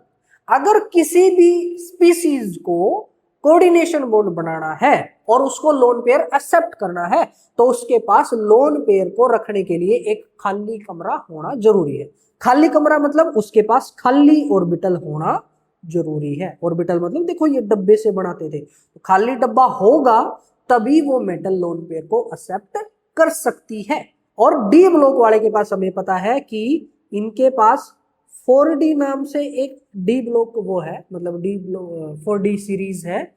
तो वहां पे क्या होता है, वहां पे इनके पास खाली बक्से या खाली घर, खाली कमरे होते हैं, जिस वजह से वो इलेक्ट्रॉन पेयर को वहां पे बैठा सकते हैं, ठीक है। अब यहीं से याद आया कि आप डी ब्लॉक तो मेरे से तो पढ़ा नहीं, क्योंकि मैं पहले ये चैप्टर कर रहा हूँ, फिर मतलब ऐसा करें कि पहले एक चैप्टर न्यूमेरिकल, फिर थ्योरी, फिर न्यूमेरिकल, फिर थ्योरी, फिर कुछ इस तरीके से प्लान है मेरा। ऑर्गेनिक तो आपका लास्ट में होगा ही, तो मैं इसको बाद में, डी ब्लॉक को बाद में कराऊंगा, लेकिन फिर भी मैं आपको समझा दूं, या आप डायरेक्टली मान लो कभी बाद में भी देख रहे हो पेपरों के आसपास, पहले इसी चैप्टर को देख रहे हो, तो आपको पता होना चाहिए इलेक्ट्रॉनिक कॉन्फ़िगरेशन। ठीक है, इलेक्ट्रॉनिक कॉन्फ़िगरेशन खासकर किसकी, 3D एलिमेंट की। तो सबसे पहले तो क्या चीज पता होनी चाहिए आपको, हमें पता होना चाहिए 3D एलिमेंट्स। याद है 3D एलिमेंट्स कहां से कहां तक हैं, एटॉमिक नंबर 21 से लेकर 30 तक है भाई, याद बता दो फिर कौन कौन है। 21, 22, 23, 24, 25, 26, 27, 28, 29 और 30। ये नहीं पूछ रहा था, एलिमेंट पूछ रहा था, ये तो मैंने लिख ही दी। बताओ 21 नंबर कौन है, याद है? ट्रिक बता दूं एक बार, ट्रिक क्या थी, सुनो सुनो तुम विवाह कर लो मुझसे, फिर कोई नहीं कहेगा जानो। ये 10 अक्षर मैंने बोला। सुनो यानी स्कैंडियम, तुम टाइटेनियम, विवाह वेनेडियम, कर लो क्रोमियम, मुझसे मैग्नीशियम, फिर आयरन, एफी होता है ना फिर, तो आयरन, कोई कोबाल्ट, नहीं निकल, कहेगा निकल के बाद कॉपर, जानू यानी जेड। तो ये ट्रिक है, ये चीज भी मैंने पीरियोडिक टेबल का एक लेक्चर बना रखा, वही डिस्क्रिप्शन में जाओगे, बेसिक नाम से एक वो मिल जाएगा आपको वहां पे। ठीक है, याद करवा रखी पूरी पीरियोडिक टेबल, और 3D तो आपको याद, मतलब डी ब्लॉक तो आपको याद करना, पूरी पीरियोडिक टेबल ही याद करनी पड़ेगी, चार्ज का हिसाब भी वहीं से आएगा। ठीक है, और काफी सारी चीज है, तो पीरियोडिक टेबल के बगैर बुरे नंबर तो नहीं आएंगे भाई, वो तो याद करनी पड़ेगी। तो ये थे कौन कौन से एलिमेंट थे, स्कैंडियम था, टाइटेनियम, वेनेडियम, वी है सिर्फ, vanadium, chromium, manganese, iron, cobalt, निकल, कॉपर, जिंक। ठीक है अब इन सब की कॉन्फ़िगरेशन आपको पता होना चाहिए। जो डी ब्लॉक के एलिमेंट्स हैं उनकी जनरल कॉन्फ़िगरेशन होती है NS1 to 2, N-1, D1 to 10। यानी सबसे पहले आएगा S वाला ऑर्बिटल, सबसे बाहर वाला S ऑर्बिटल, और N का मतलब है कौन से पीरियड में। जैसे 3D की बात करूं, जो 3D है आपके, ये 4th पीरियड के अंदर है। ठीक है, तो इनके लिए N क्या हो जाएगा, 4 हो जाएगा। तो 4S, अब S के अंदर मैक्सिमम 2 आ सकते हैं, लेकिन कुछ कुछ एलिमेंट है जहां एक भी आएगा। उसके बाद जो D है आपका, वो एक कम, मतलब उस 4 वाले से नीचे आता है D। ठीक है, तो D के अंदर कितने इलेक्ट्रॉन आ सकते हैं, 1 से लेकर 10 तक। ठीक, कैसे कैसे भरेंगे, जो स्कैंडियम है उसकी कॉन्फ़िगरेशन होती है आपकी 4s2 3d1, टाइटेनियम होती है 4s2 3d2, वेनेडियम क्या 4s2 3d3, क्रोमियम क्या 4s2 नहीं 1, 4s1। यहां पे थोड़ा सा एक्सेप्शन आ गया, इसलिए इस पे मैं स्टार मार्क कर देता हूं। एक्सेप्शन क्यों आया, क्योंकि D5 is more stable configuration than D4, इसलिए वो एक इलेक्ट्रॉन उठ के उस D5 के अंदर चला जाता है। ठीक है, Mn की क्या हो जाएगी, Mn की हो जाएगी 4s2 3d5, ये क्या हो जाएगी 4s2 3d6, 4s2 3d7,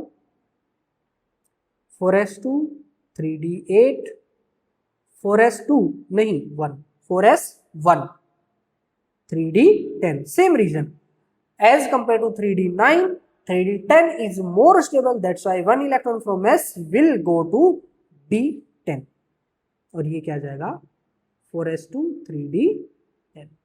ठीक है जी, क्लियर। अब यहां दो जगह एक्सेप्शन है, वो उसको मार्क कर लेना, एक तो कॉपर में और एक है आपका क्रोमियम में, दोनों सी से बनते हैं, क्रोमियम और कॉपर।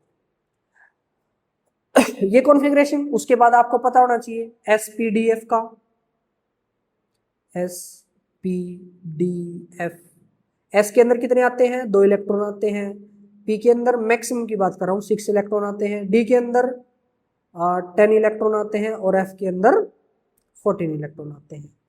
और अगर मैं ऑर्बिटल्स की बात करूं, ऑर्बिटल का मतलब एक चक्कर में कितने इलेक्ट्रॉन आ सकते हैं? 2, एक तो क्लॉकवाइज और एक एंटी क्लॉकवाइज, मैक्सिमम 2। यानी अगर इसके मैं चक्कर बनाने लग जाऊं कितने बनेंगे? 1। पी के चक्कर बनाने लग जाऊं तो 3, क्योंकि 6 इलेक्ट्रॉन को रोकना है तो कितने कमरे चाहिए या कितने चक्कर चाहिए? 3। 10 इलेक्ट्रॉन को रोकना है तो कितने चक्कर चाहिए? 5। और अगर एफ के इलेक्ट्रॉन को रोकना है तो कितने चक्कर चाहिए? हाँ 7। 1 2 3 4 5 6 7। तो इस तरीके से ये आपके ऑर्बिटल्स होते हैं। These are the orbitals. ठीक है। अब जैसे मान लो किसी की कॉन्फ़िगरेशन बनानी, वेनेडियम की बनानी, मेरे को किसकी बनानी है जी? वेनेडियम की बनानी है जी। वेनेडियम की क्या आ जाएगी? 4s2 और क्या है आपका 3d2, नहीं 3d3। देखो इसमें एक ट्रिक भी है, सिंपल से। ट्रिक तो क्या है, मतलब ऐसे है, यहां 2 तो यहां भी 2, यहां 5 तो यहां भी 5, यहां 7 तो यहां भी 7, यहां 0 तो यहां 0, यहां 8 तो यहां 8। लेकिन ये 2 जगह नहीं लगती, 24 पे और 29 पे। बस इसका ध्यान रखेंगे, इसके अलावा तो वो नॉर्मल है आपका। चलो जी, जैसे वेनेडियम का है मेरा 4s2 3d3। अब यहां इलेक्ट्रॉन कैसे भरोगे आप? सबसे पहले डब्बा बनाओगे छोटे नंबर का। छोटा नंबर कौन है जी? छोटा नंबर है मेरा डी। तो यह आएगा आपका सबसे पहले डी का डब्बा। यही चीज सीखनी है। ठीक है, ये किसका डब्बा है? 3d का। उसके बाद आपके बनाओगे 4 वाले। 4 वाला कौन है? 4 वाला है आपका s। ये है किसका डब्बा? 4s का। उसके बाद आप बनाओगे, अब चौथा सर्कल, चौथा ऑर्बिटल, ऑर्बिट तो है ही, उस ऑर्बिट में s भी होगा, p भी होगा, d भी होगा और f भी होगा। अगर 4 है तो f, 4f से शुरू होता है। ठीक है। 3d से पहले 3p खत्म हो चुका होगा, 3s खत्म हो चुका होगा, भर चुका होगा मतलब। उसके बाद 3d आया, फिर 4s आया। ये क्या है आपका? 4p। ये ध्यान रखेंगे बस। और उसके बाद आता है आपका 4d,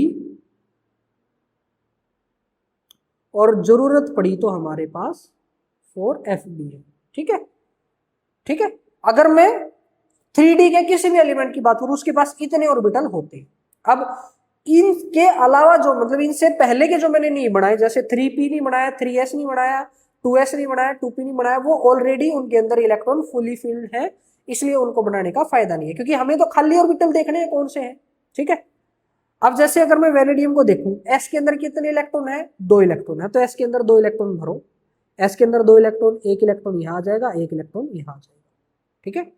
d के अंदर कितने इलेक्ट्रॉन है? 3, तो 1 2 3। पहले सिंगल सिंगल भरते हैं, फिर डबल। अब यहां जब आप देखोगे तो ये 2 डब्बे, ये 3 डब्बे और ये 5 डब्बे और उससे आगे 7 डब्बे, ये खाली पड़े हैं। खाली पड़े हैं, इसका मतलब क्या है? यहाँ पे इलेक्ट्रॉन पेयर आके बैठ सकते हैं। इलेक्ट्रॉन पेयर आके बैठ सकते हैं, तो इसका मतलब ये इलेक्ट्रॉन पेयर को एक्सेप्ट कर सकते हैं, यानी ये लुईस एसिड है। इसलिए कौन सा कंपाउंड बनाते हैं? Coordination compound. ठीक है। किसी भी आप एलिमेंट को उठाओ, ये भरा होगा, ये भी लगभग भरा होगा, लेकिन ये सब तो खाली होंगे ही होंगे। समझ गए? इसके अलावा भी हो सकते हैं, डी के अलावा भी हो सकते हैं, पी के भी कुछ है और आपके उसके भी कुछ है, लेकिन मेटल होनी चाहिए, ये भी ध्यान है। तो पी में तो मेटल है, कुछ है। ठीक है, तो वो ले सकते हो आप। इस तरीके से डब्बे बनाएंगे और कोशिश हम करेंगे जितने डब्बों की जरूरत है उतने ही बनाए। जैसे याइन की फिलहाल जरूरत नहीं थी तो नहीं बनाते, लेकिन आपको सिखाना है तो मैं बना रहा हूँ। और किसी का, जैसे मैं जिंक का बना रहा हूँ, जिंक में आप सोचोगे कि सब कुछ भरा हुआ है, नहीं। Zn क्या है? 4s2 3d10। बनेंगे डब्बे वही, पहले डी के 1 2 3 4 5, फिर s के, फिर p के और फिर d के, जरूरत पड़ेगी तो। ठीक है, और फिर आगे चलते रहेंगे। अब इलेक्ट्रॉन बढ़ने हैं। s के अंदर पहले लिख दो 3d 4s 4p 4d। बताओ जी किस में कितने हैं? 4s में 2 हैं, भर दिए। 3d में कितने हैं? 10 हैं, तो भरो 1 2 3 4 5 6 7 8 9 10 इलेक्ट्रॉन आगे। क्या खाली डब्बे बचे हैं इसके पास?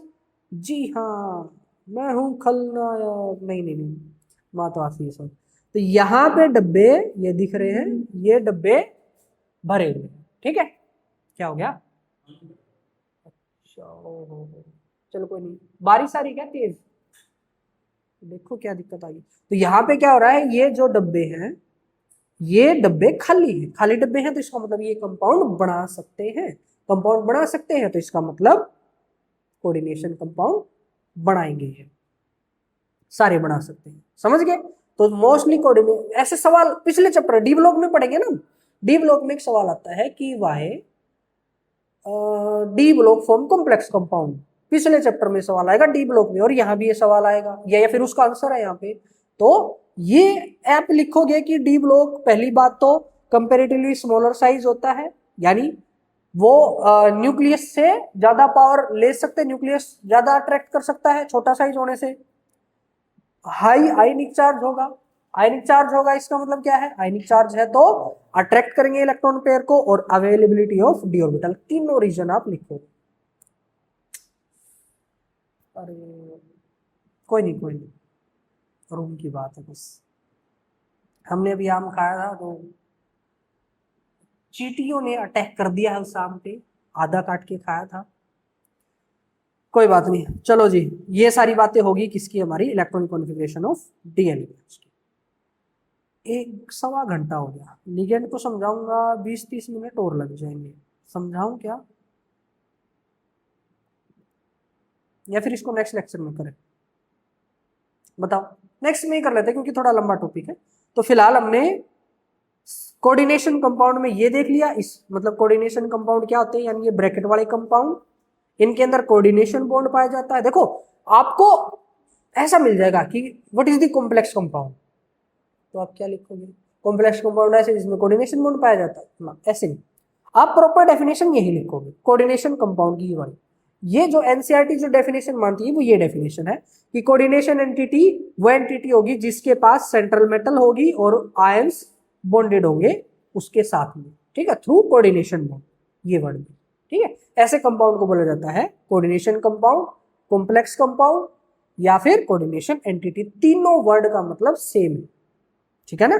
जैसे यहां भी ये सवाल था, difference between double salt and complex salt या कॉम्प्लेक्स कंपाउंड, तो आप ये वाली डेफिनेशन को प्रेफर करना। बात तो वही लिख रखी है, कोई अलग तो है नहीं। बस थोड़ा सा मतलब ये पता लग जाएगा कि आपको ये चैप्टर आता है, यानी आपको सेंट्रल मेटल का पता है और आपको इन आयंस का पता है। आयंस की जगह उनका एक नाम आएगा आगे, लिगेंड, वो आप लिख सकते हो। ठीक है, दूसरा मैंने आपको बता दिया पढ़ना कैसे है। पढ़ना इसी तरीके से है भैया। किस तरीके से की? नोट्स बनाते जाओ, साथ साथ नोट्स बनाते जाओगे तो फायदे में रहोगे। ठीक है, चलो जी, इस लेक्चर में मैं इतना ही रखता हूं फिलहाल। डेली लेक्चर आएंगे, ठीक है? डेली तो मतलब एक दिन 12th एक दिन 11th, या कोशिश करते हैं, मतलब मैं कोशिश करूंगा बहुत जल्दी नवंबर तक आपके सिलेबस को कंप्लीट करने की, दिवाली से पहले। ठीक है, हर हाल में कोशिश करेंगे, मेरे को चाहे कुछ करना पड़ो। ठीक है, तो और कुछ बातें होंगी तो आप कमेंट में लिख देना, मेरे पास कुछ होंगी तो मैं भी कमेंट में। ठीक है, हाँ इसमें एक डाउट है, बस वो देख लेना। ये मैं थोड़ा सा क्लियर करूंगा कि मेटल ऑक्साइड और बेस वाली रिएक्शन ये क्या है। ठीक है, चलो मिलते हैं नेक्स्ट लेक्चर में। तब तक के लिए मेरी तरफ से आप सभी को प्यारी सी राम राम। करो लाइक इस वीडियो ने और चैनल ने करो सब्सक्राइब। कैसा लगा लेक्चर थामने, करो कमेंट बताओ कैसी रही है इसकी वाइब। लगे लुगे वीडियो ने शेयर भी कर दियो।